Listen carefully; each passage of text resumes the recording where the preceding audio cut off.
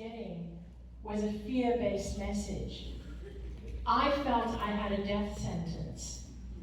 And I was so scared of the cancer. And I was, I wanted to try alternative or complementary ways of healing, because I had watched my best friend die from cancer, and she had the best treatment that money can buy. So I wanted to try complementary treatments. And whereas the people who believed more in the conventional medicine told me, don't do that, you better take the chemo, you better do the chemo and the radiation, because you'll die if you don't take what the doctors are telling you. So when I chose to go with the doctors, the people in my complementary world were saying, don't do that. The chemo is toxic, it's poisonous, and you'll die if you take that, because cancer is a toxin in your body already. You're going to add more toxins by doing the chemo and the radiation. So I felt this tremendous fear. Whatever I did, I was just living in so much fear. Here's another piece I want to share with you.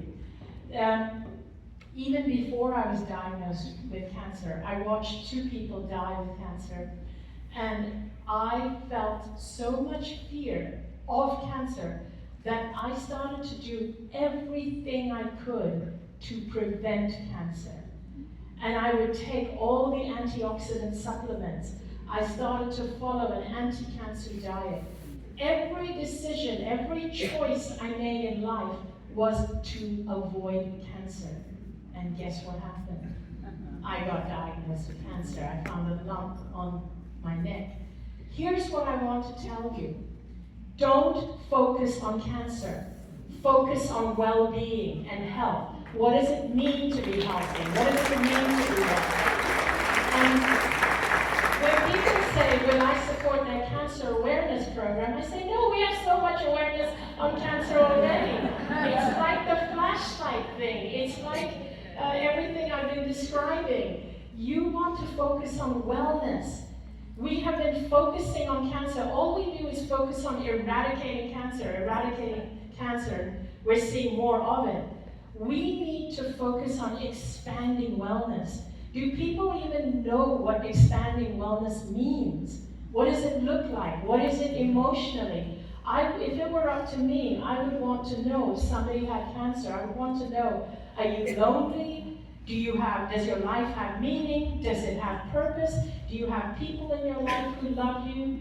Do you have people in your life who you love? Do you have a reason to wake up in the morning? These are the kinds of things to look for and to look at and to go through. I'm not saying if you're having treatment to stop your treatment, but I am saying to focus on your wellness trajectory. Focus on getting well. And so whatever treatment you're having, that's between you and your healthcare practitioner. But one thing I want you to check in on is, do you feel supported? Are you feeling good about your treatment? I know a couple of doctors who are actually sitting in the audience right now for whom it's really important for their patients to feel good about their treatment. And that's important. You need to feel positive about it. You need to feel good, because that is part of the healing process.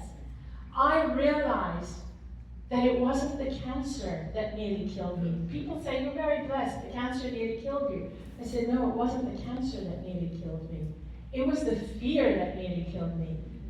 The cancer actually saved my life, because I was living a life of fear of everything, including cancer, before the cancer even came in. The cancer saved my life, but it was the fear that was killing me. So I would always encourage people to focus on creating a wellness trajectory. And I know there was a lady the other day who asked the question about her friend who has cancer. It would mean creating a step-by-step trajectory of what it means to be well, emotionally, psychologically, mentally, and even spiritually. What is spirituality to you? What is your brand? Even with spirituality, It has to make you feel positive and free, not fear. So, if any spiritual belief or religion, I don't want to put down religions because people get a lot out of it. But if any religion or spiritual belief is making you feel fearful or less than who you are, then it's not right for you. Any spiritual belief, any spiritual teacher, any inspirational speaker, anybody, any religion should actually make you feel more powerful and more free and more joyful and more uplifted and more of who you are and not less than. They should not make you feel fearful. So don't give your power to anyone who makes you feel less than. And I want to leave you with one final thing, one final tool of how I like to live my life. So the way that I like to live my life is, I think in terms of energy. That's the only word I can think of, that we are all made of energy, from energy. And I want you to think this way. Imagine if every morning you wake up after a good night's sleep, you wake up and you have 12 units of energy. So you're thinking of your energy as a currency. Now, the more